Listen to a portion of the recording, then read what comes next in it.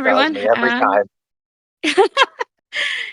All right. Hey, everyone. Welcome to this week's episode of Behind the Screen. Um, we do not have our pen master with us this week, so it will be audio only. That being said, Cameron will be facilitating and asking questions, and we have Invader here with us today. Um, you've been on Behind the Screen before, right, Invader? Yes, the first one, I believe. Awesome. So you know how this works. Perfect. I mean, random nonsense to intro myself, insert here. That works. Uh, whatever we want to do. Cam, why don't you take us away? Okay, so the first question. How do you encourage roleplay as a player or GM?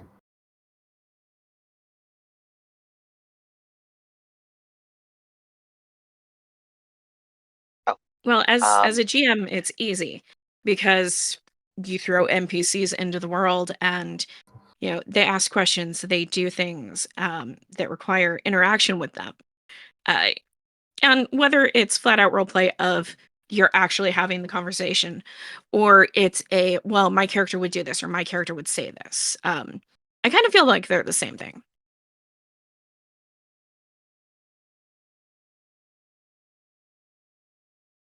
What about you, uh, Invader? As a player, how do you? I always look for roleplay in campaigns because I like character interaction. So the way I encourage other players is I just say, social anxiety be damned. You were a performer in high school. Start acting like it and slap myself metaphorically, and I just say something that would be an easy sequitur for another player to interact with. Be That it makes sense. Patch constantly calling Leah shorty, um trying to prank Alexandria. I try to do things that would make a player think, okay, how can I interact with this? Definitely, definitely, yeah. I think one of the fun moments for that was as Kenku. Most people tend to forget that Kenku's first skill is mimicry. The words I have are not my words. So for her to perfectly mimic somebody else kind of gave everybody else chances to jump in and say things as well. I gotta say, in that one episode, you did a perfect impression of it. Like, guys, listen back to the episode. So Amber did Right? a perfect impression of me. I didn't think I could sound any more like you than that. Honestly, and like your mic quality randomly changed in the middle of it. And my voice got way deeper. Like I don't know how I pulled it off.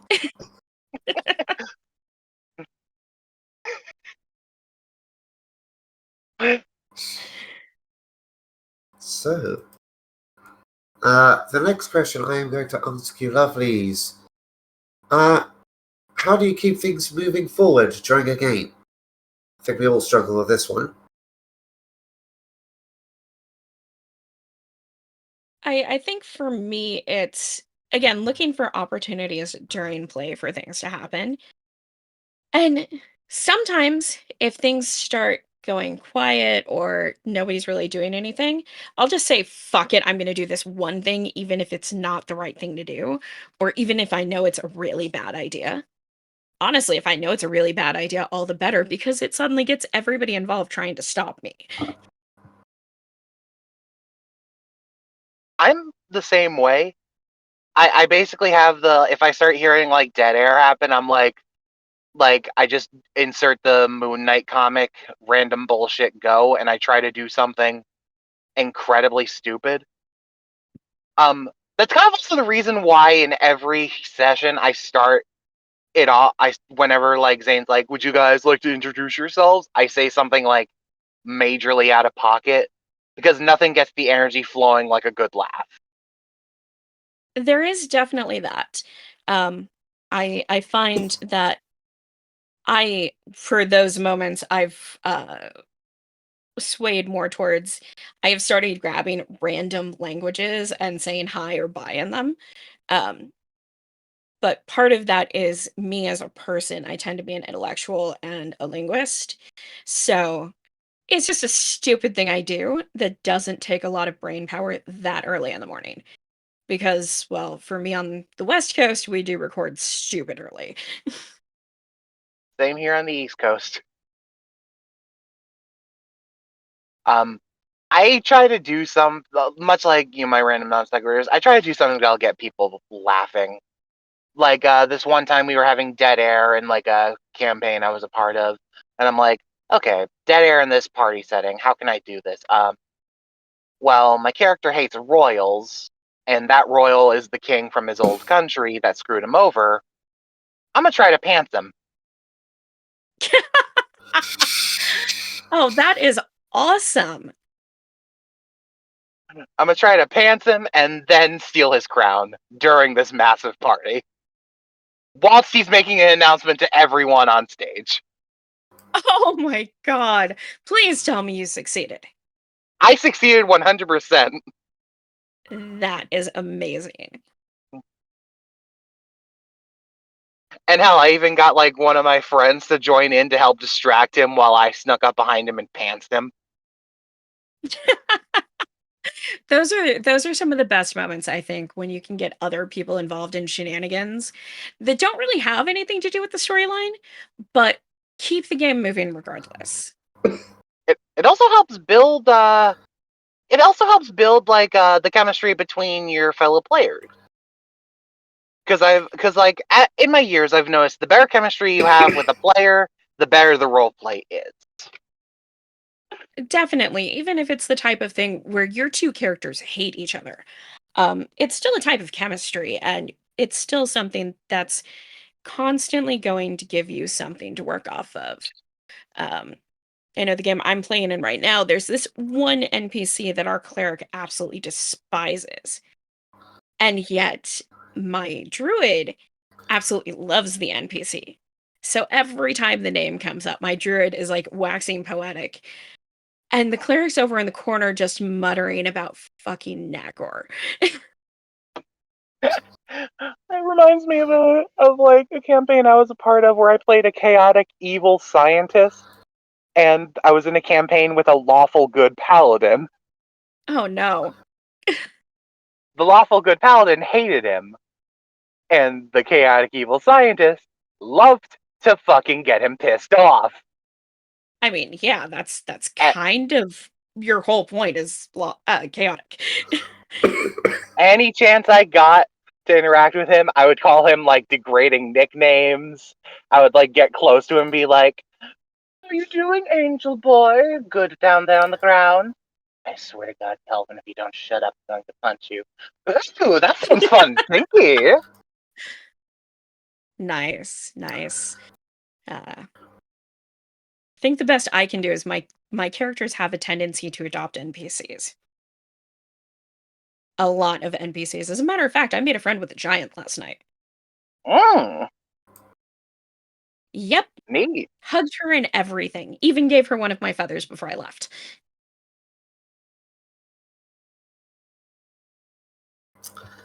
Uh, I can't confirm you also once adopted an imp. Yes, yes, I did. Uh, Percy. yes. Named after the last Weasley. Which is a crazy story in of itself, which is a perfect segue to the next question. Tell me about your craziest story in the game. Oh Amber, I'll God, let you take this one first because I there need to are think. there are so many. So I told one of them in another episode about this freshman we were playing with that managed to turn himself into a dragon. He was a lawful good paladin who decided he was going to pray to a pile of orc blood to turn into a dragon. The rest of the players had a problem with it. Unfortunately, the game was being run by a teacher. And there are certain rules when you are a teacher running a club. So that's one of them. There's we used to do this thing. My old high school group, we would, and this was the few years after high school ended. We would on New Year's Eve get together and we would play D&D all night, and it was always a one shot. And this one year, we were high on caffeine and sugar. Only caffeine and sugar. None of us drank at that point in time, surprisingly enough, for a bunch of 19, 20-year-olds. And somehow we ended up with a horse and we had to travel through the desert. And we had bought the horse. The horse didn't have a name when we bought the horse. So the GM looks at me and says, "Okay, what are you going to name the horse?" My automatic response was, "I'm not naming the horse.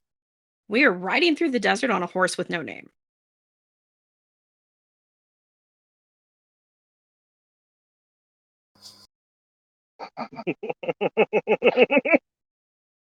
Yeah. 20 years later, that joke still sticks.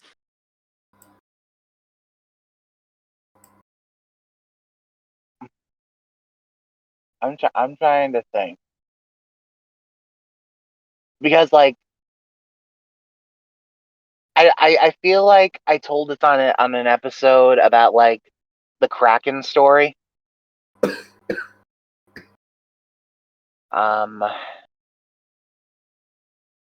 If I did, apologies for repeating myself, because that's the one I typically go to. So my party was on a boat and like we were sailing and we came across some rough waters. They were like, "Should we like turn around and go to an alternate route?" And it's like, "No, this is the quickest route. We need to get to the city now." So we just kept going, and then we just felt our ship rumble and just start crushing, and it's like, the fuck is going on? Lo and behold, a giant kraken lumbers over our fucking boat, pissed off that we disturbed its lair. Oh So we're no. like, oh shit, we're gonna have to fight that. So we did. We did like some combat with like the cannons and everything. But my rogue was like, I would, and I shall. So my rogue got to the edge of the boat and did his best impression of a bard.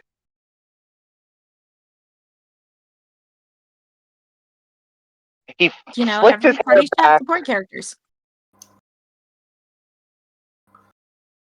Say that again, I'm sorry. Every party should have support characters. And he was certainly supporting in some way. I mean, He even if flicked he's his only hair back. distracting. He flicked his hair back and was like, "Hey, you, tall, purple, and beautiful. How about I show you some real sea fun, if you know what I'm saying?" He wiggles his eyebrows. A fucking 7. Rolls a 7. The Kraken grabs onto him and pulls him close. And everyone's like, oh, fuck, that's not good. So everyone does their turn attacking the Kraken, and I decide, you know what? I'm entangled. I'm going to waste a turn, and I'm going to try again. So my DM told me that the Kraken couldn't understand me. But there are more than one ways to flirt other than words. So You did not. I rolled nat 20, and I had like, I think a 3 in like the thing I was rolling, so I got like a 23, and I gave the Flynn Rider smolder. That is amazing. And it worked. I was pulled down into the sea depths, and I had to roll the damage. Brought down to 10 HP, but it was worth it. Especially if they leave the ship alone. They leave the ship alone, and we got an ally from it, because I got a really good performance roll on that, if you know what I'm saying. God damn. And, like, by the end of it, he was tossed back onto the ship in just his underwear. And he was like, bye, Francine, I had a lovely time. Tell your mother I said hi. Implying that they had post-coital, like, discussions. Please tell me you got an inspiration point for that. I think I did, but the best part, towards the end of the campaign, there was a war going on, we were surrounded by millions of ships. Guess who came back and destroyed a bunch of them, making it easier to go past? Francine comes right back and destroys the ships for us! That is always awesome. He also impregnated that Kraken, and that he had another kid. A half tiefling, half Kraken baby. Oh, Jesus. Now And that's she a already had character. kids.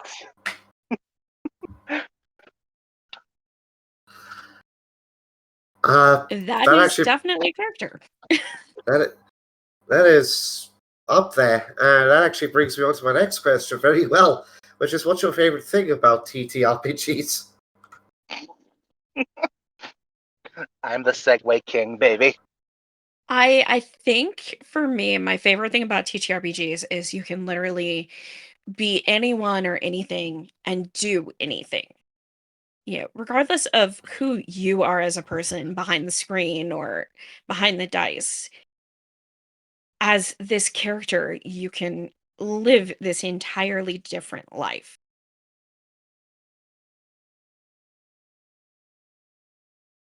Same answer, actually.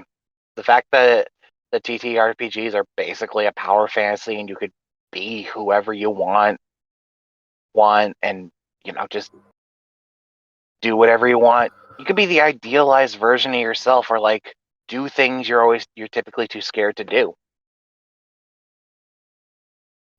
It's the Or best even way for things you. that you can't do. Exactly. It's the best way for you to feel when one lacks control in their life, or one feels like they really can't do anything. It's nice to feel like you can reach out and achieve something, even if it is just fantasy. It's still nice to imagine that you could be this strong, or this stealthy, or even this charming. Definitely. I mean, as a person, I mean, my charisma is stupid high regardless. We don't know why. In real life, I am an introvert, believe it or not. Um, most people who game with me would not believe it. I tend to be the character who goes and talks to everybody, gets the answers we need. Um, Still don't know how I get so stupid lucky asking the right person the right question every time. Um, but as an introvert in real life, to find myself with a charisma score like that, um, in game, I don't mind going up and talking to random people and having these discussions and whatnot. In real life, people come up to me and start talking about the most random shit. And I'm just like, who are you and why are you talking to me? Um, Matter of fact, Cameron's seen it in person. Like, we'll be sitting on the bus and all of a sudden this random person starts a conversation with me. Or, just some random person on the street says something.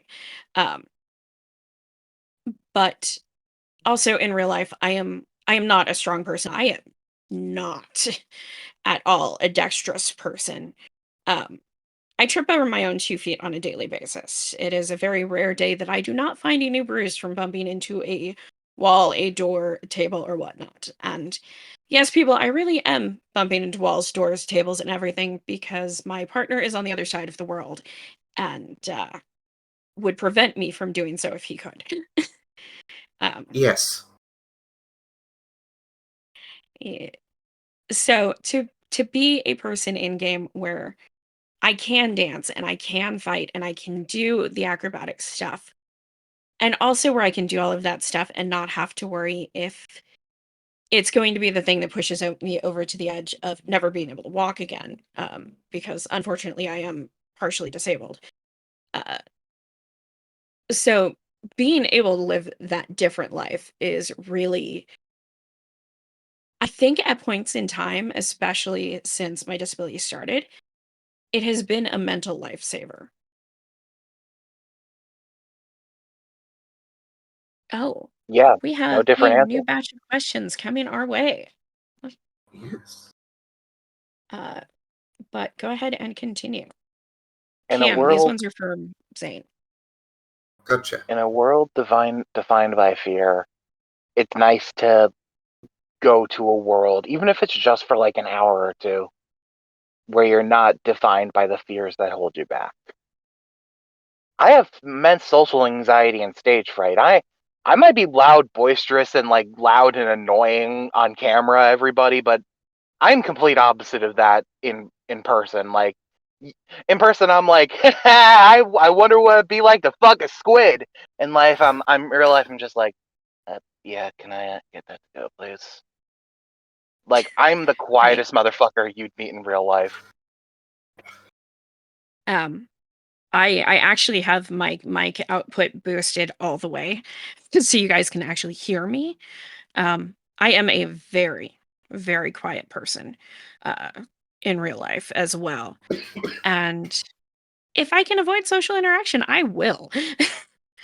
uh, Exactly. It takes all the strength I have to like correct my order when someone gets my order wrong. It's like, I actually asked for no spinach. It's fine. Sorry, I'll just pick it off. Yeah. yeah, I completely understand that. So it's nice to be able to, because as a kid, I always wanted to be funny. I always wanted to make people smile, because I kind of grew up without the excuse to smile much. Not going to delve deep into that. Just I didn't have much of a reason to smile. So I if I can make someone smile even just for a second, it's kind of an achievement for me. definitely, definitely. I think that's one thing I've noticed about TTRPG gamers in general is we tend to, in not entirely, but I have met several people who have not come from the best backgrounds or who have gone through a lot. Um, and it's definitely something I do as well. I go out of my way to make people's days better, make people smile. One of the things I do is I craft. I crochet a lot, and I make these little crochet hearts. And it's not much. It takes me about 2 minutes to make one, and scraps of yarn. So it's the stuff that's left over from other projects. Anyway, it beats me throwing it out. Um, and Cameron has done this. Several of my friends do this. At this point, we stick them in a little Ziploc with a sticker and a card just saying, "Hey, this is for you."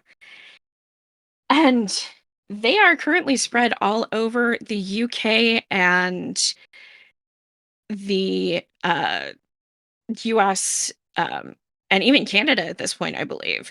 Just and the smiles on people's faces when they get these things, even though it is like $3 worth and me 2 minutes to make. So, Yeah, uh, and it the looks T and like our TTRPG Penmeister should stopped stand in to for say hi. trauma. Yeah, Yes. Yes, it does sometimes.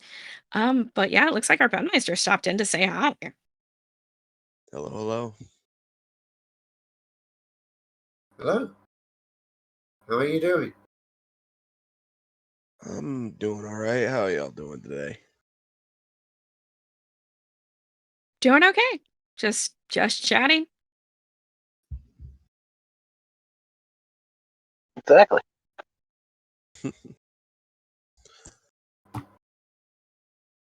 Yeah. I think we have a bunch more questions we can still pop through. Yep. So, the next question we have, I'm going to combine two. Emma, you've touched upon half of this before. What is your worst and your best D&D memory?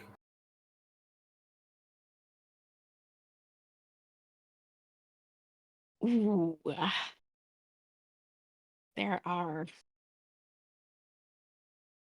a lot. I think for me, they actually go part and parcel.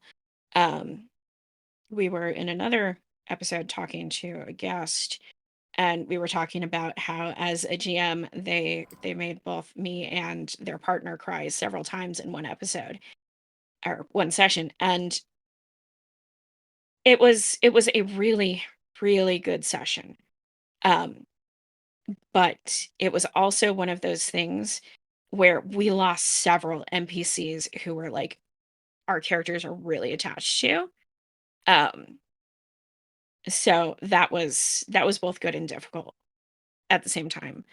Um, and then another similar one, and again, same answer. It's both one of the best and worst, uh, more TTRPG memories than D&D specific. I in Delta Green, one of the sessions I was playing, my character has a handful of other players and characters that she's very attached to. And unfortunately, she was put in a position where she basically either had to watch somebody kill her partner in front of her, or she can put him out of her misery on herself. And in her mind, there was no two ways about it. If he's going to go down, he's going to go fast, and he's going to go at the hands of somebody who actually cares about him. Um, it was an absolutely amazing session. It was so much fun and so just something that really drags you in. But at the same time, it was a core thing for my character development. And I think I spent like half an hour after that game crying because I had to do that.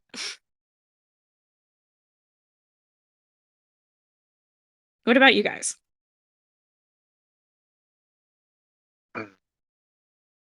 My worst memory in D&D. I have so many, all stemming from the same person. That's never a good sign. So this was like, he was like a person who was part of the first campaign that was ever run. Little background, the way I got into D&D was like my friend Spectra jokingly DMing a little dumb one-shot, but me, my friend Nix, and my friend Church kind of got attached to the characters we were given and like the way we were fighting. So we just asked, hey Spec, can we do this again tomorrow? And Spec was like, yeah. And for like months, we like kept doing that till we eventually made our character sheets. And that's how I got into D&D. Later on, my friend Nix invited a friend of theirs, and his name, let's call him Main Character Syndrome. Oh no. Man, oh man, the stories I could tell. From me witnessing and cringing at the stuff he did, to him doing stuff to me. I could go on how he tried to force a romantic arc with a character on another player who clearly wasn't interested. Yeah, that's never cool. Never cool. Or I could talk about the next campaign I was a part of with him, where my character Laxian on a boat, and he was on there too. And there was this like half demon lady there, and like the guy had a conversation with her and saying he wants to prove his might and train. And Laxian was there, like he just walked in, like, Laxian, fight with me, and I was like, and I as Laxian, I was like, no, because I didn't want to fight. And he kept like going on, and I literally broke character. Like, hey, I'm saying no. And he's like, no, come on, it'll be so fun. It's like, if it's an optional combat and a player is saying, no, I don't want to do this, this is your thing, not me, then no, I'm not going to fucking do it. But I was ultimately forced into it. The DM just did it to appease him.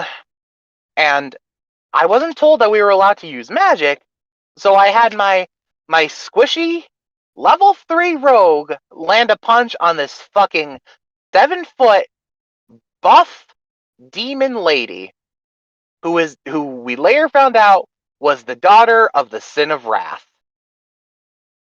Oh, that's great. Yeah. So he got his shit mollywopped and he got knocked out. And like throughout the whole campaign, I was like salty that I got forced into that. Like, I know I wasn't at risk of dying, but I was more salty that I didn't have the choice to just say no, even though I broke character and said no. No, I will say it is the GM's responsibility if any player is not comfortable with something to put a stop to it immediately. We kicked him It out of shouldn't. that campaign. Yeah. Um, I think we've all got stories from somebody with main character syndrome. Um, Ours, unfortunately, it bled over into real life, which caused a lot of problems and almost destroyed the friend group. That's He never a good is sign. not somebody we have spoken to in over a year, however. That's good at least. What about you, Zane? You got any stories? So my best and worst campaign. Yeah, okay, yeah, let's start with the worst. I guess this is a best and worst type of scenario. So essentially, I was playing a homebrew campaign with a couple of my friends back in high school, and it was my buddy's first time DMing, and he decided to make a custom deck of many things for us to pull cards from. Oh no. Yeah, and me being a level 3 no, it wasn't barbarian, it was cleric. I was a level 3 cleric. I pulled a card, and apparently it was the worst card in the deck. I pulled Tiamat teleports to your location is dead set on killing you.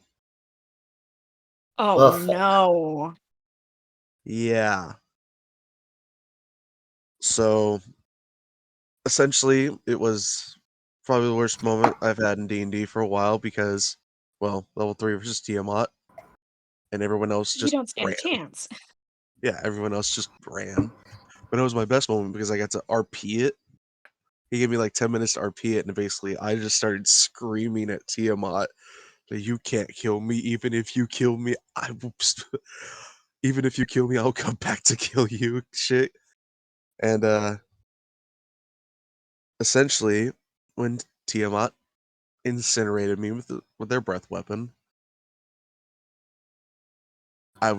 decided to pray to my god, and my god was like, "You didn't deserve this. You'll get a second life, but not as you." So essentially, my soul took over a different character. So I was the same person, but I had a completely different character sheet. I went from That being is a actually level really cool. I went from being a level 3 cleric to being a level 4 rogue. And That's then not I too bad. went from a dwarf to a halfling. Same So that's size at probably least. the same size at least, yeah. So yeah, that was probably the best and worst I've had.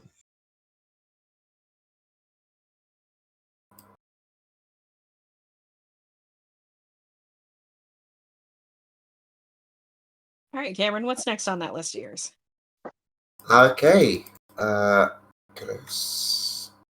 one.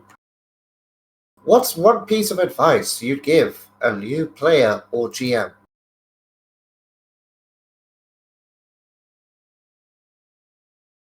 For a new player, I would like lean down, put my hand on the baby player's shoulder, and just say, if another player or GM makes you uncomfortable, never be scared to say no. No, look at me, look at me. I know you're a people pleaser, but never be scared to call someone out. This is a group thing. If you're not having fun and you're uncomfortable because of another player's actions or a GM targeting you specifically in every session, call them out. And if the GM keeps up with that attitude, or if the GM doesn't kick out the player for making you and probably others uncomfortable, leave. If they say it'll ruin the campaign, let it. Don't care what they say. Leave if you're uncomfortable and they do nothing about it. Agreed. I was a friend of mine's kids. The older one is 12 and just maybe 13 now, starting high school. Um, and transitioning on top of it, the poor thing. Um, and they wanted to get into D&D, but they're the only female in the presenting female in the club. That's a sign. So I sat down with her, and I gave her advice, especially coming from me, who was in high school the only female in the club. So I very much understood. I also made sure she had like a starter's kit. She's got dice. She's got spare dice for that person who always forgets theirs. She's got a dice tray, dice bag, the works. I even made sure she had a figure. Um, but the most important piece of advice I gave her was, if you're not comfortable, if you're not having fun, it's okay to leave the table. And that goes for the GM too. It's okay to put an end to the game if the players are making you uncomfortable and not listening when you say something about it. Um, but I think the most important piece of advice I've ever given a GM is, it's not you versus the players. You're a player too. You just have a different role. Um, the role of the GM is to help tell a story based on the actions of the characters. That being said, because you are also playing the game, it's important that you're having fun too. And if you're not having fun, there's no point in doing this.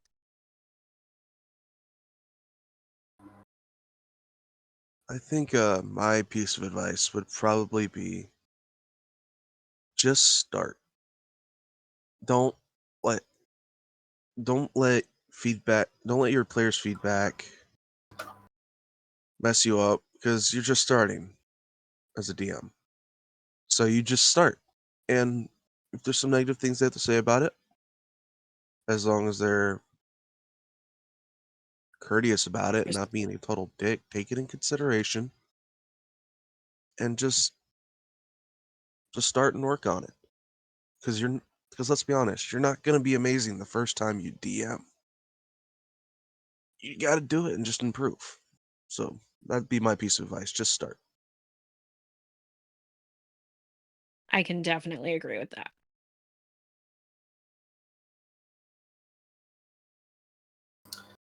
Agreed. All really good things. Oh, this is going to be a fun one. Have you ever experienced a TPK? Nope. I have a couple of times. Matter of fact, just last week, uh, Delta Green, I was playing in a campaign a friend of mine was running, and I had kind of suspected it was going that way anyway. Um, what nobody realized is that as the veteran player, I had been pegged to play a role that was not what anybody else thought it was. I was essentially a spy. Um, so we got where we were going, we achieved the objective, and then out of nowhere, my boss crops up. Mind you, we're in the middle of the Vietnam jungle. The only people we've seen in the last week have been shooting at us. So I knew something was off. But I also knew that my best bet was to just go with it and hope we survive. And unfortunately, by that point, 2 of the players had died. Unbeknownst to me, a third one had just been shot in the head. And the 2 of us remaining were, we were doing a spies evacuation, which is basically you're dangling from a rope at the bottom of a helicopter. So we get up above the tree line and something happens, and both of our ropes are cut. And thus ends the game, because there was no way we were surviving a 500-foot fall.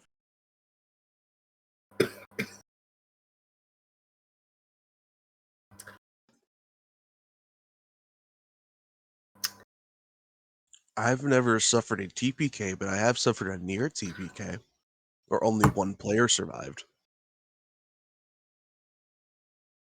Essentially, it was the final battle of a campaign we did,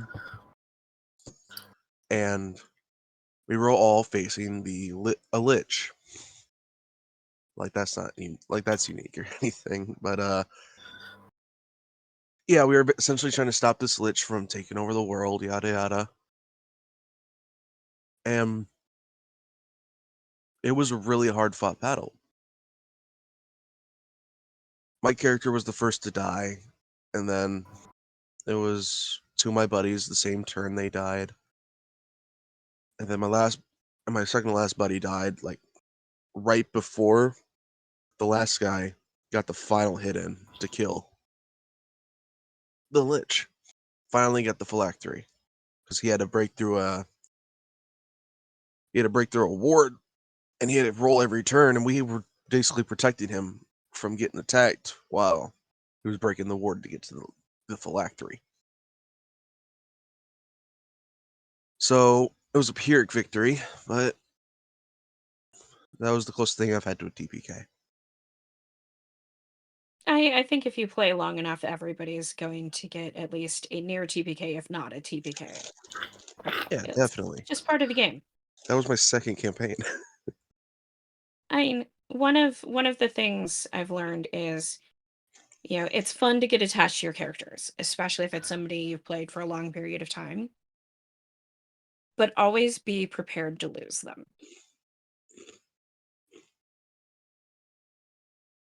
Yeah.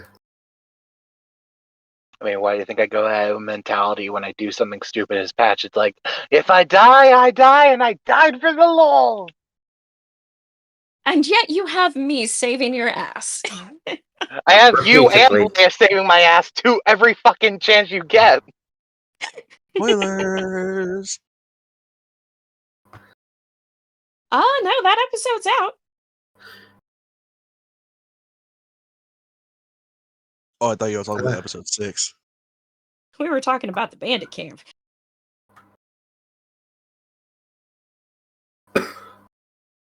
So, Look, I don't play It's to still be spoilers badass. for people who haven't watched the episode. that's their fault.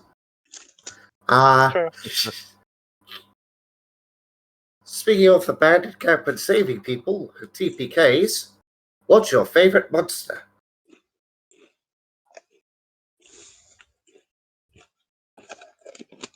I have a special love. I have a biased love towards bugbears because it was the first thing I ever fought in any D&D ever. A tiny special love because I have a memory of my first character trying to flirt with the bugbear and it working long enough to get a kill on for another player to get a kill on it. Not bad. But if we're talking about like a monster that I like purely because I like its concept and design and stuff like that, beholders. I'm a fan of Eldrick's monsters that look like that. I love beholders. Beholders are definitely fun. I think my favorite is a little more off the beaten path. Um, my favorite monster is actually a boneyard, which is a collection of bones made up from different creatures into a much, much larger skeletal creature that basically contains the knowledge from all of those creatures. Um, they are interesting to fight, and if you happen to befriend one, you can learn a lot.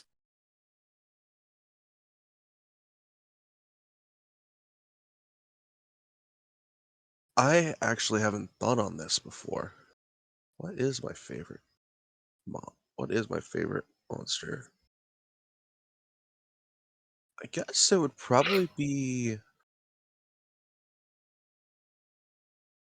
Hmm.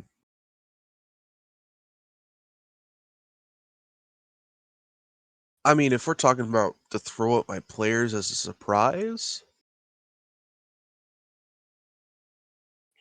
I think to probably. either use or to fight. Um, they are Okay, to both very fight is a valid. lot easier. I do like to fight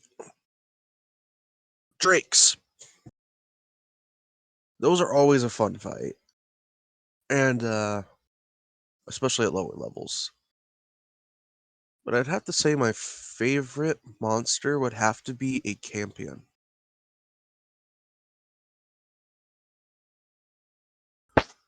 They're a demonic looking being that has some really fun has some really fun effects that can be used against your players. And most of the time they're not expecting it. Yeah, demonics are always interesting. Yes. I just have another one that's my favorite. I Yeah. don't know the name of it, but there was this monster that we fought at like the start of a new campaign. And what it essentially was there was this mirror. And my character walked up to it and put his hand on it. His hand got cut and a little blood splashed on it. The blood that splashed on it then shifted into the form of the player and was attacking the party. I don't know what it was. I always forget what it's called, but it was so cool. I've fought a few of those. I feel like they might be called echoes, but I could also be very, very wrong.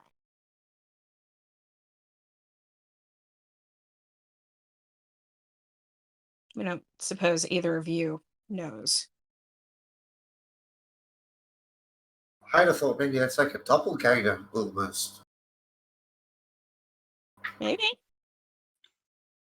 I was thinking maybe a type of homunculus? Could be. That's it. Homunculus? It was a homunculus. Okay.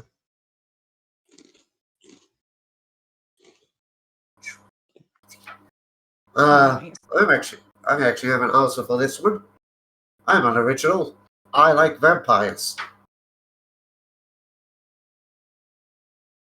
Because it is one of my favorite things to do is to create power couples. And the Briarwoods of Critical Role are one of my all-time favorite power couple villains. Plus, with vampires, you can use them as quest givers, and the players don't realize that they're working with one until it's too late. Hmm. So they make great reveal villains. I'll keep that in mind if I ever play with you and you have some vampire quest givers. Okay. I am then going to ask this question here. What's your favorite feat?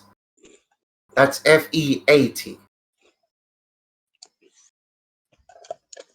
There were so many possible jokes there till you clarified. Which is why I clarified. Well, Grog's favorite would have to be Grog's feet.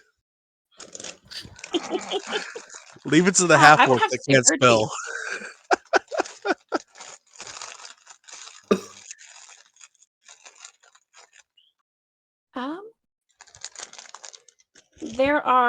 For me, there are two of them that I really enjoy. Lucky always comes in useful. I have a love-hate relationship with Lucky. Yeah. As a player, I love Lucky. As a GM, I would imagine hating it. Uh, but my personal favorite is actually Spell Sniper. Um, Especially as somebody who has a tendency to play casters, that extra range pretty much makes me untouchable simply by virtue of they can't reach me.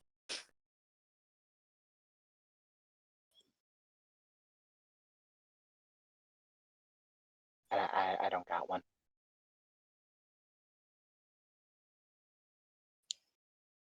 I I I have the same. Oh, go ahead, Cameron. I'm actually a big fan of the lucky feat just because it's a great way to cause trouble. But as a GM, I will also probably hate it.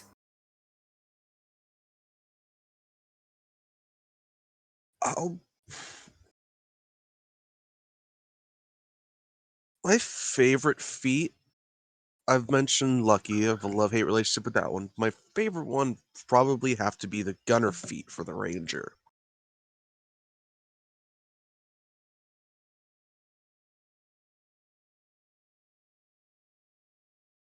If only Makes because you don't sense. have disadvantage with ranged weapons at close range. And for somebody who relies on ranged weapons, that's kind of important. Mm-hmm.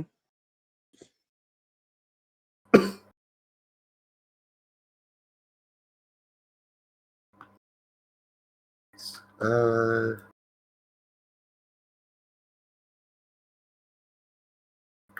okay, I'm going to ask this one.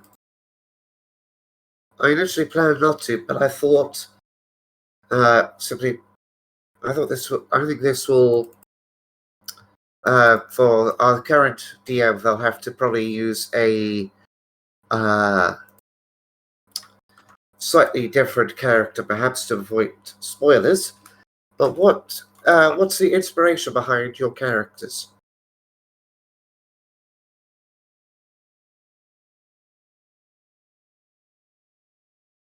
Honestly, Patch is one I'm really curious about. What was the inspiration behind Patch? Yeah, I'm gonna be transparent with you. I did not have inspiration for most of my characters. I have inspiration from characters I've liked in other medias. With Patch, I saw the wiki for a pumpkin, and I'm like, oh, this could be fun. The closest thing I could say that was an inspiration for me was the voice actor Steve Blum's performance as the Green Goblin in Spectacular Spider-Man, / his performance as Starscream in Transformers Prime. That was the inspiration for his voice. Um, the inspiration for his personality, I think I pulled from like a bunch of things.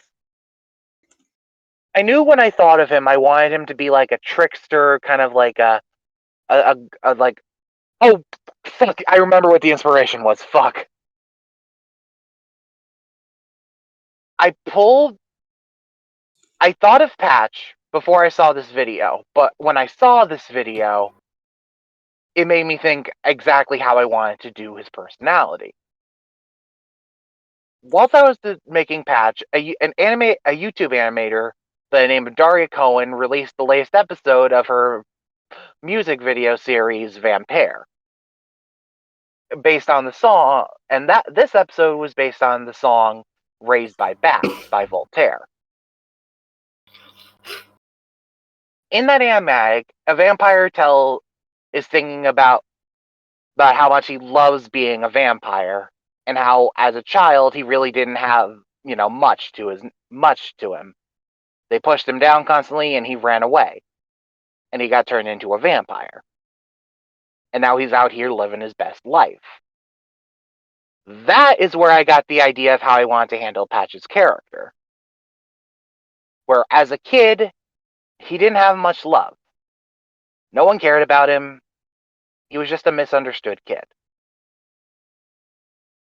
But then, as the lyric of the song goes, so I ran away to a sacred place and was taken in by creatures of the night. That lyric struck me in a way that not many other songs struck me when I was looking for inspiration for a character. Patch ran away to a sacred place, being dead, and then was taken in by a creature of the night. Hmm. And then the song then goes on to sing, and then when the people all stop and stare and say, why you gotta be like that, I just look them in the eye and tell them I was raised by bats. That gave me the inspiration for his attitude towards when people ask him about stuff, where it's like, why you gotta be like that? I'm just lucky, I guess. That song, the original song's meaning was the singer Voltaire singing about like running away from his home in New Jersey to go to New York because he didn't have a happy home life. It kind of struck me that could be Patch's thing. And like through the years of me making him, I just built off of that.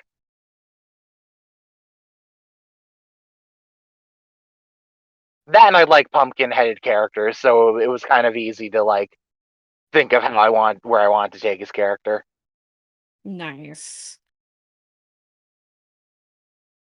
God, I didn't realize how deep of an answer Patch's inspiration was. You don't always know until you're there. My last D&D OC was just based off of Alistair from Hazbin Hotel. I mean, if it works, It works. as long as you're enjoying the character, that's all that really matters. While you're answering this, by the way, I'm going to be muted, but still have my headset on because I have to pee. You can cut this part out, by the way.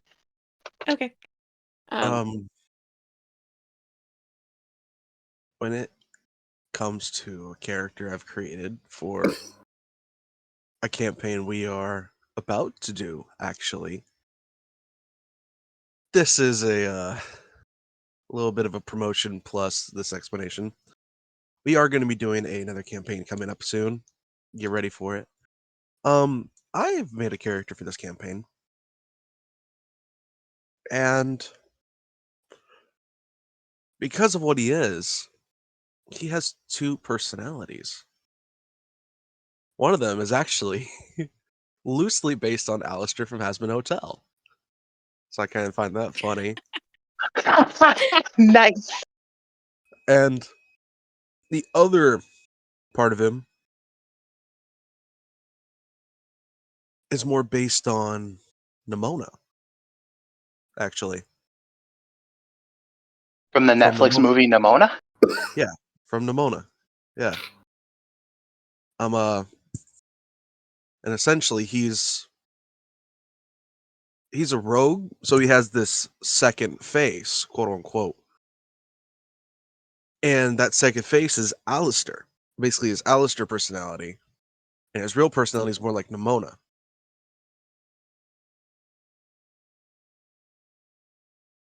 I think that's probably where that inspiration comes from. You'll find out more when we actually start doing the live stream for it. Yep, that one will be taking place online live when it starts up in the near future. We are just finalizing cast. Which I may have found the last person. Right, if not, I have somebody to introduce you to. Right. That being said, I honestly don't know what the inspiration was for Bree, beyond that she's kind of the precursor to my higher level druid that I play in another campaign. And when I started playing Ava, who's the other character, she really didn't have much to her. She didn't have a backstory. She didn't have really an idea of what her personality was going to be. Because I kind of jumped into the game last minute and just kind of appeared. So we've been building her character and her personality as we go. And she's a little more stabilized now and whatnot. But I think something a lot of my characters have in common is they tend to adopt people. Um, it's a really bad habit of mine. Whether it's other PCs or NPCs, we just kind of take care of everybody, especially children.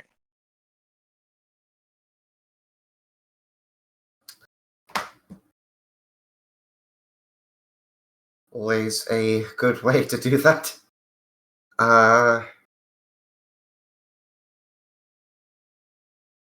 Right. Let me see now.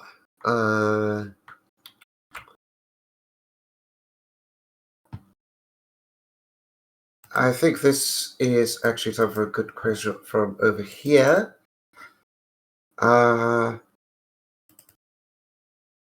What questions should be asked between a DM and players before the start of a campaign? Easy. First and foremost, ask what their triggers are. Agreed? Yes, definitely. Triggers are important. The other thing is expectation.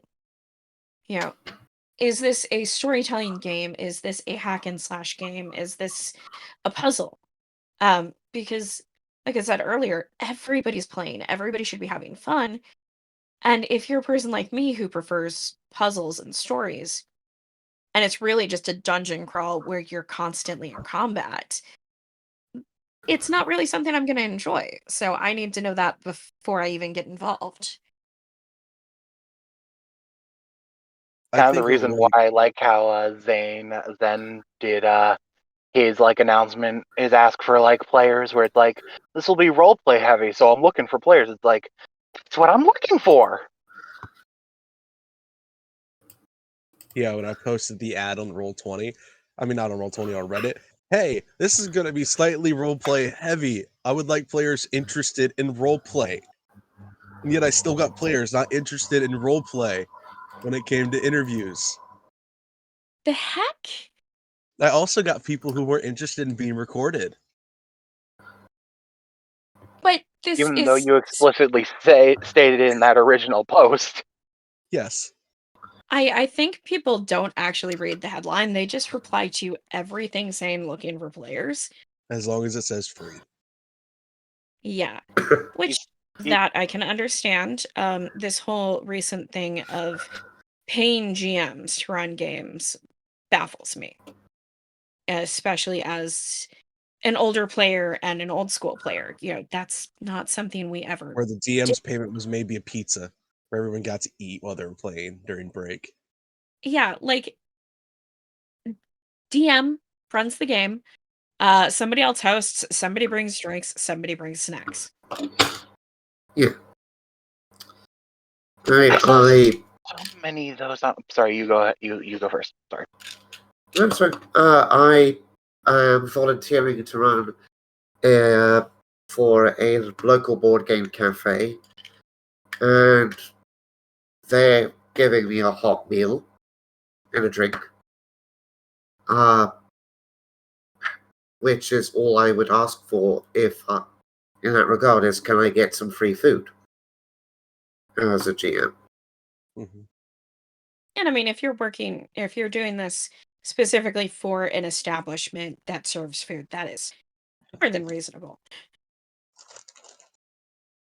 Okay, back to the question. I think a good question for a GM to ask their players or for players to ask their GM is, well, this one's for DM to ask their players. Is there anything specific you want your character to do in this campaign? Oh, that's always a good question. It's a good Yes. question, and I would argue that an honest answer is I don't know. And that is reasonable. That is very reasonable. Just so that people out there listening to this don't feel like, oh god, now I've got to think about it. If you just want to play a game but you haven't thought of what you want as a character, You that's don't fine. have to answer right away. You can answer halfway through the campaign. Oh, you know what? I think I want my character to do this. After I've played him a little bit, I understand how he's thinking.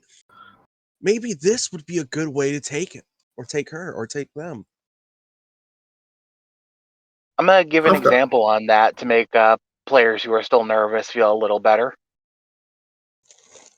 My fucking high elf barbarian scruffy bitch Z. I didn't know where I wanted to take her. I just knew she's based off of Inosuke from Demon Slayer. That's it.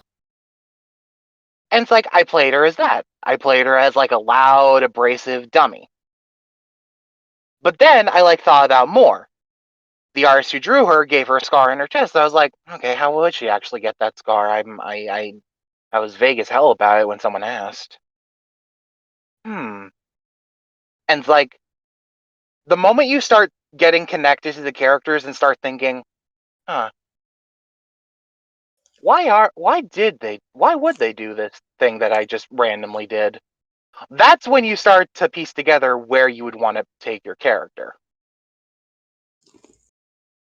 And that didn't happen for me until midway through the campaign when I asked, why does she have this scar?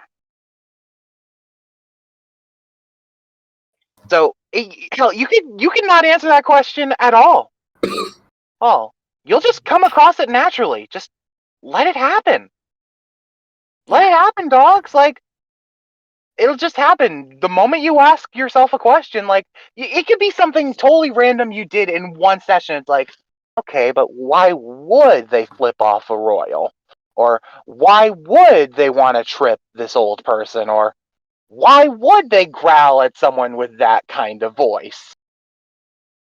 Questions like that, when you start answering those questions based on something random you did just for a funny, that's when you'll start piecing together. And it could never happen. Or it could happen. But when it does, just ease into it. You don't have to force yourself. Just let it happen. I think another really good answer to that question I've heard is I don't know what I want the character to do. I'm looking to learn the game and find out what it is about the game that I'm going to enjoy. Coming into this as it's new players, you're not going to know what you're looking for or looking at. Or you may think that, oh, I'm going to enjoy killing monsters, or I'm going to enjoy doing this or that. And you may find that that is the thing that you hate the most about the game. But there's this other thing that you really enjoy doing. And that's okay.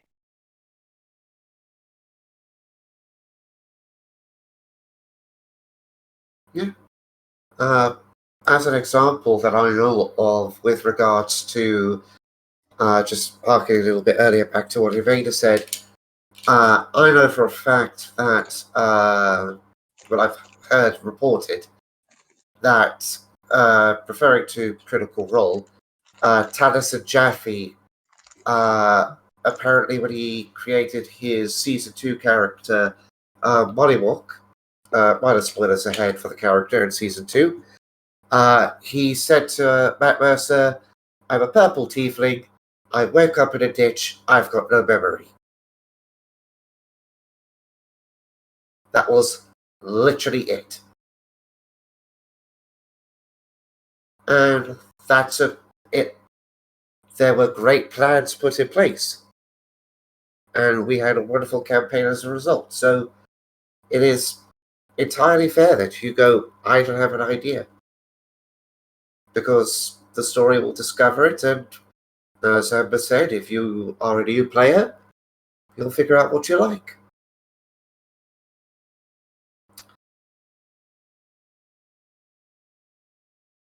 But on the note of characters, actually, we've been talking about characters that we've enjoyed and whatnot, but was there ever a time where you had to retire a character because you were no longer having fun with the character, or just wanted to try something new? I've never had to retire a character. Uh, Similar vein, not so much character, but class. I refuse to play cleric anymore because I've been shoehorned into that role as the veteran player for newbie groups so many times that it's just no longer fun for me. So instead, you choose Circle of Stars Druid and heal more than the cleric ever could. And do more damage. Druid's the new cleric. Right? The difference is I am not up in the front taunting. I am in the back dropping Moonbeam on its ass and a totem next to it. Yeah. Freaking You have Artemis saved Academy. us so many times with that moonbeam. And when a DM is gullible enough to give you the moon sickle, It's not even a huge thing. It's just an extra D4 of healing, that D4 goes a long way. especially at these levels. As we get Mhm. higher, it's not going to do so much. That's why you start wielding 2 moon sickles. No, Put a that's where scorpion Circle of on the Stars goddamn comes in moon. useful. After level 8, Circle of Stars no longer does 1d8 extra healing, it does 2. Holy.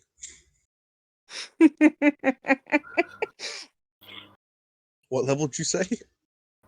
I think it's 8. 8, but don't quote me on that. I need to find my book. Okay. Because I'll let you in on this. I'm thinking of running this campaign till level 10. That's I a am in it for good. the long haul, so. Yep. Mm-hmm. I could be dying in the hospital and I'd still show up for this campaign. I'm having fun. It is Wait, a so- blast, both because of the GM and the players. It's The police it's are really actually. surprisingly good chemistry for people who never knew each other before this campaign. And for the exception of you two. Yeah. I am having so much fun building chemistry with Leah, with you, Cameron. It's not even funny. Yeah. We're gonna be the chaotic duo of the group. It's always the rogue and the bard, isn't it? Yep. Isn't it? It is.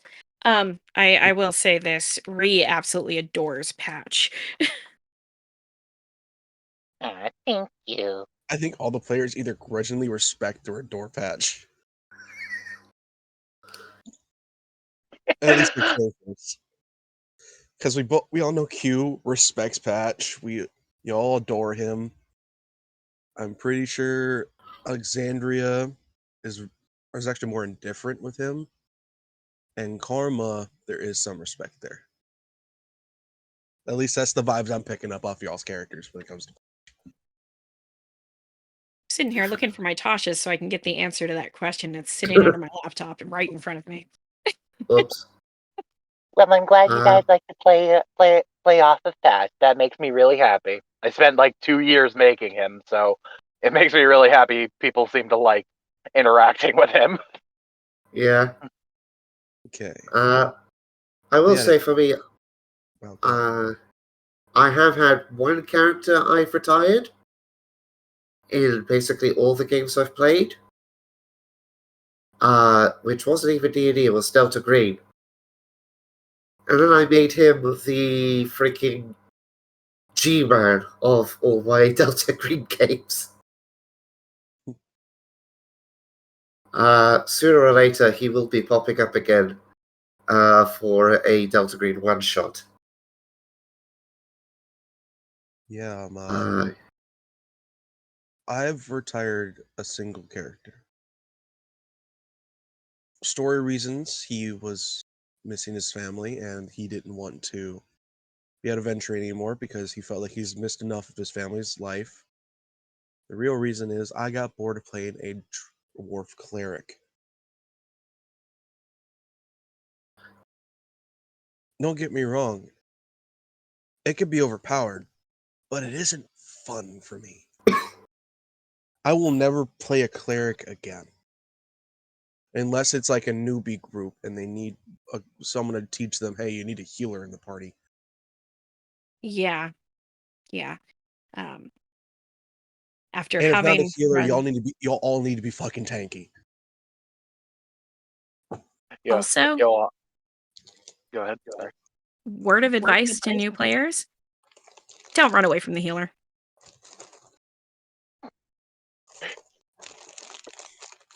My Don't run last away from the campaign, healer unless we you had want your no character to healers. die.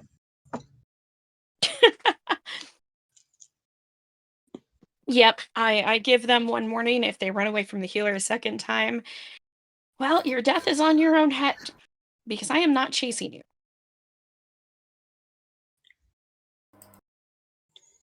Look, when the person who bestows me heals in the middle of combat tells me to stay in the position I'm in, I'm gonna stay in the fucking position I'm in.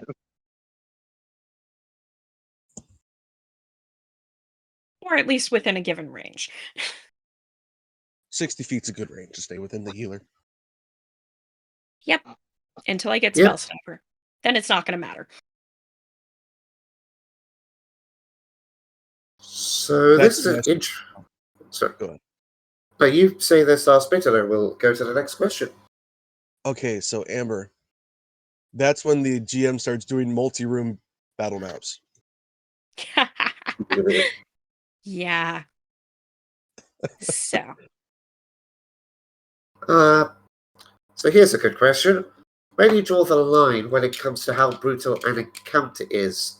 How much detail is too much detail? I think that depends on the chemistry of the group. And the encounter in question. And how well certain players can handle gore.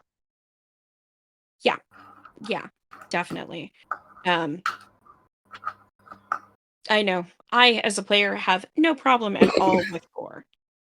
But I've also had players that can't handle graphic descriptions of gore or, in some cases, torture. So you tailor it to each group. Um, and that goes for the GM too. If there's something that's a trigger for you, gloss over it.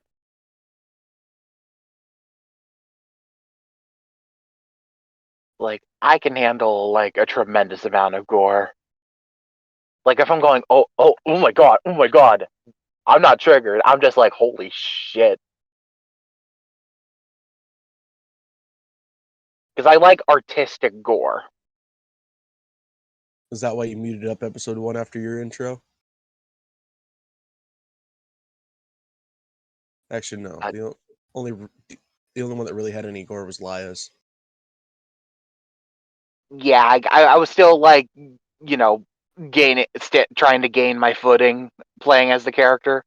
Yeah. If I were to do session 1 differently, I would have, like, stood aside.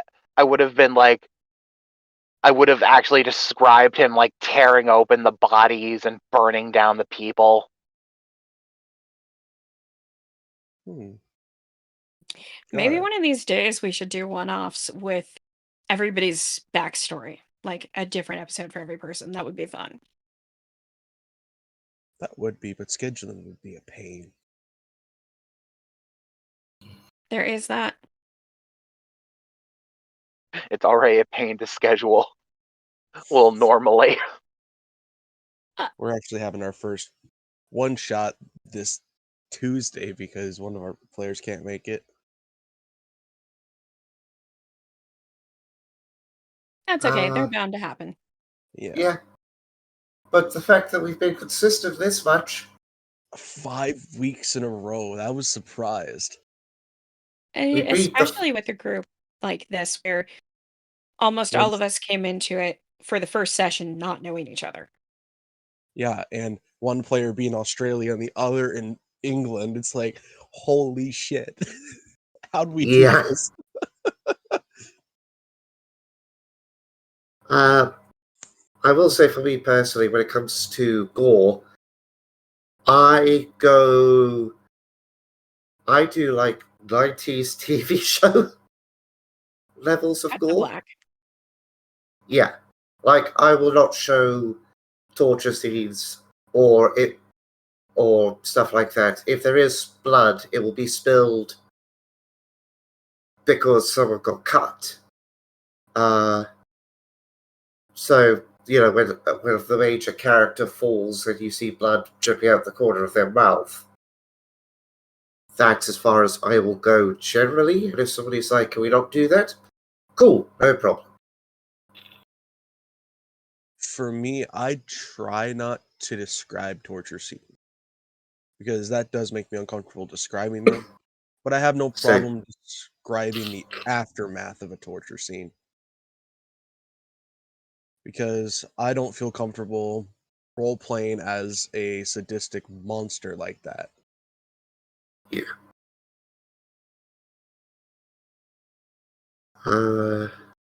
Hey, Cam, before you ask the next question, I have a question course. for all y'all. Okay. Go right ahead. Okay. So even if you don't know the actor's name, you could say like the character's voice that you would hear in your head for this character. If you could get a voice actor to play your character in like a certain type of media, like in a hypothetical where these characters got a like TV show or something, which actor / voice actor would you want?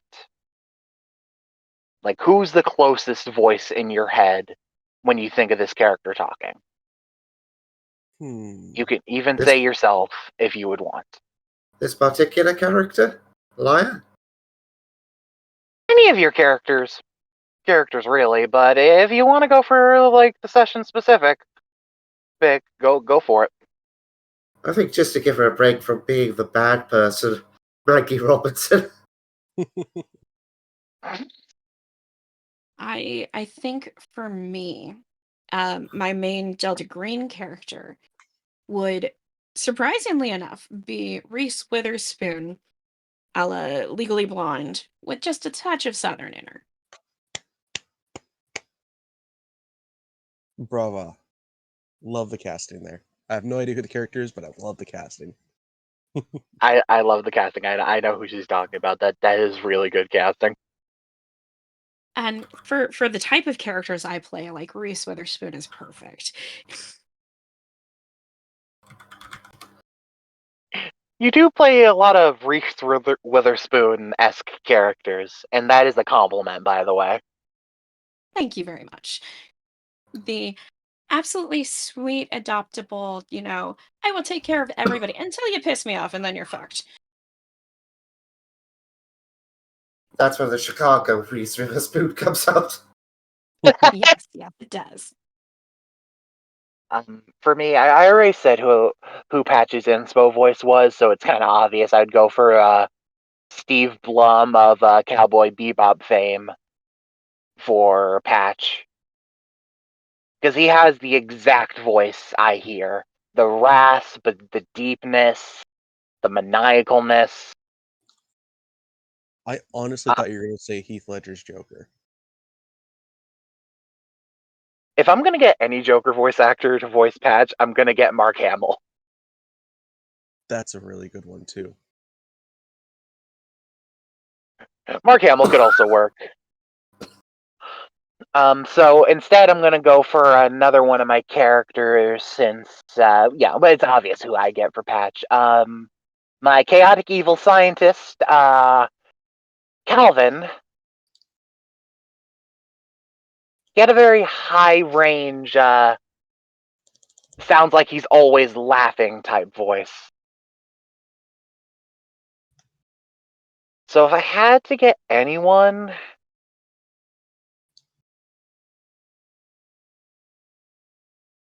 I'd probably get.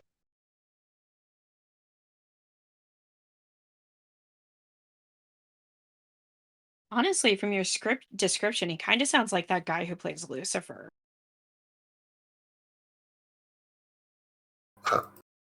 In the TV show with Trisha Heffler, Yes. Tom Ellis.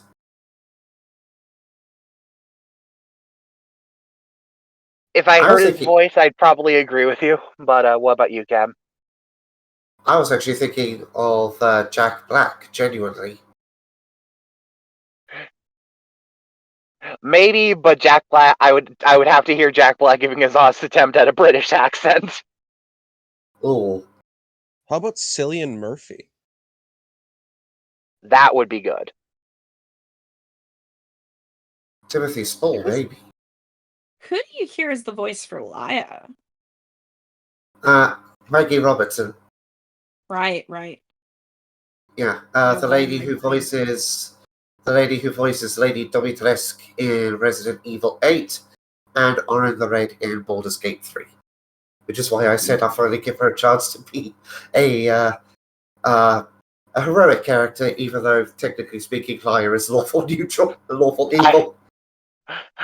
I know Lady Demetrix's voice, Maggie Robinson's natural speaking voice isn't Lady D, but the thought of Leia with that voice, the specific Lady Demetrisk voice, is slaughtering me a bit. I wonder if bards can get the enlarge spell. Which for Lyra would just make her regular height. We'll just make you stilts. Or you could just have Alexandria cast wild magic near you, and you might grow 3 feet as well. So that's double-edged sword. What if it shrinks Leia? Shrinks her by 4 foot. She's now 1 foot tall. No, she would be 7 inches tall.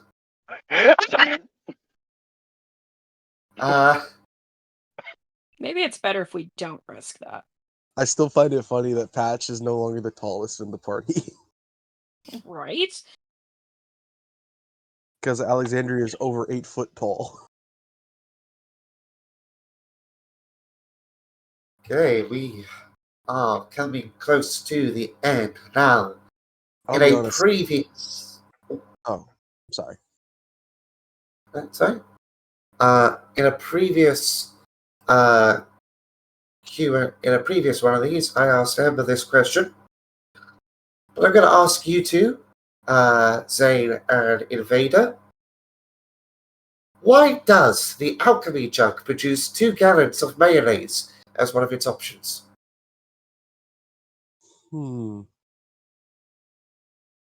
you want the real reason or the funny reason? Yes. Your reason. My reason? Okay, the funny reason it is. Because mayonnaise is the only condiment invented in the D&D universe. They tasted it and was like, there is nothing better. This has to be it. There cannot be anything after this.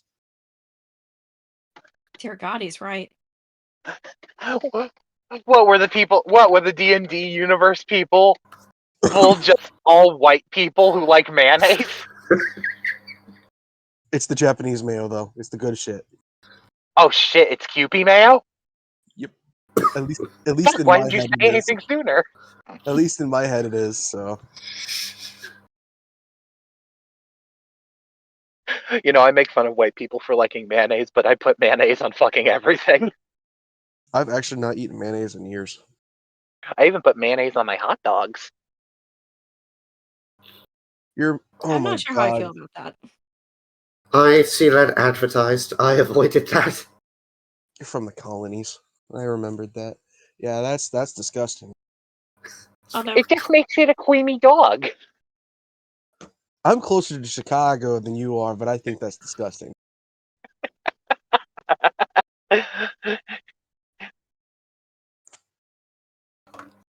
I mean, we eat some weird shit out here, but Mayonnaise on processed meat? That's disgusting. like I I don't will like eat it mayonnaise unless on they eat it. hamburgers. But Yeah. hot dogs, I will pass. I could kind of see it on hamburgers, yeah. It's actually really good. Yeah, it is actually. I just prefer to do a yolky egg on it. Like a That's fried egg. good. Yeah. Chicken bacon mayo sandwich is good. Yeah. Chicken bacon ranch pizza is one of my favorites. My favorite pizza would need to. probably have to be chicken bacon jalapeno pizza. Ooh. Now, chicken bacon ranch with jalapenos. Oh, And a little bit of tomato. Chicken bacon jalapeno with a barbecue sauce. Unfortunately, I have this thing where I am deathly allergic to soybean, and most barbecue sauces have soybean in them. So. Damn. How did we get the pizza? We asked about mayonnaise. We are not putting mayonnaise on pizza. We are not that That is Belgian. pineapple on pizza. I mean, I once put mayonnaise on pizza. I really One, hope it was an disgusting, accident. and two, I could tell you all about it. Actually, really good pizza combination you'd never expect. What? Okay. A peanut butter and jelly pizza. Oh, I mean, God. assuming there's nothing else on it, I can totally see that. Maybe some fruit, but Actually, I can see the peanut butter and jelly working with the cheese. no, Because not cheese with. is There's no salty. cheese. There's no cheese. It's just peanut butter and jelly and maybe some fruit. Peanut Oh, butter, no, jelly, tomato some paste. apples, and some chocolate sauce. Ooh. Mm. That And you sounds dust the good. apples with cinnamon. With just the base, with just the dough, no tomato, no cheese. Correct. You're just making a pancake. And You're making a crispy pancake with fucking peanut butter Okay. and jelly. Then how about this? They use white chocolate as cheese. Then it's a and the dessert chocolate pizza. sauce is the sauce. Mm-mm-mm. I can Maybe a little feel light the drizzle of diabetes. caramel. And it's crunchy peanut butter.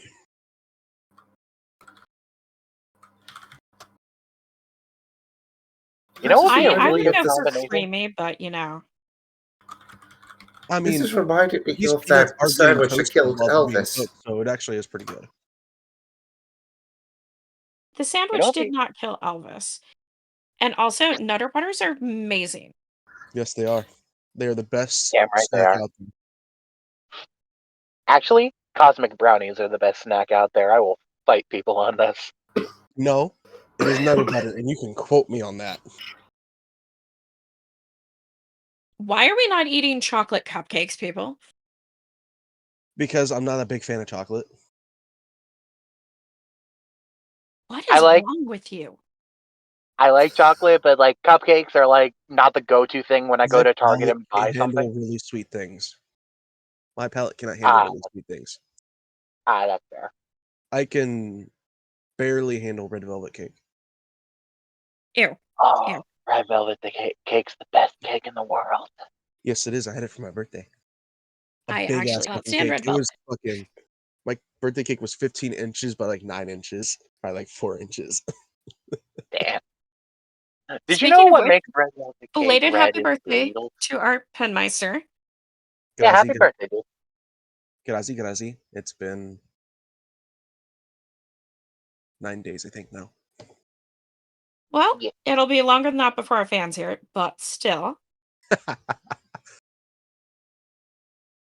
So, on that note, now that we have devolved into making ourselves hungry, One last thing. I once had this really good thing, speaking of food. This old lady that used to live nearby made this delicious salad using cucumbers, watermelon, and feta cheese, and a yes. little Mhm. bit of, of salad, if you want. And a It touch of was, balsamic vinaigrette. Just a touch. yes, it was the best thing I ever ate in my life. I damn near cleaned the whole plate before anyone else could get any of it. My mom was like, Invader, stop! Let everyone else have a piece. I was like, fine. Okay, I now. will I will have to send you guys a batch of my peanut butter chocolate chip cookies, as well as, Mhm. if you like it, a batch of my banana bread. Send the banana bread, please. Love banana bread. If you do I that, enjoy baking. I'll send you a batch of my mother's homemade cheesecake brownies. If I could, Oof, it's a deal. if I can, I'll send you one of my homemade pumpkin pies. I think we have a trade-in session. I next time Cam is out this way, I will get him to help me bake so he is involved. Or I'll make you some of my mom and me's favorite oatmeal raisin cookies. Have you It ever had has been oatmeal a while butterscotch since I've had a cookies? good oatmeal raisin.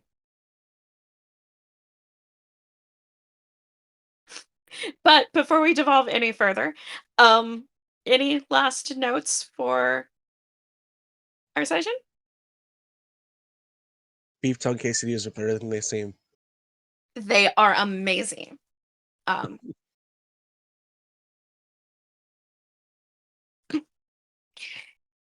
All right. Thanks, everybody. As usual, this has been the crew of Dice and Pen, and we will see you in Valren. Ciao.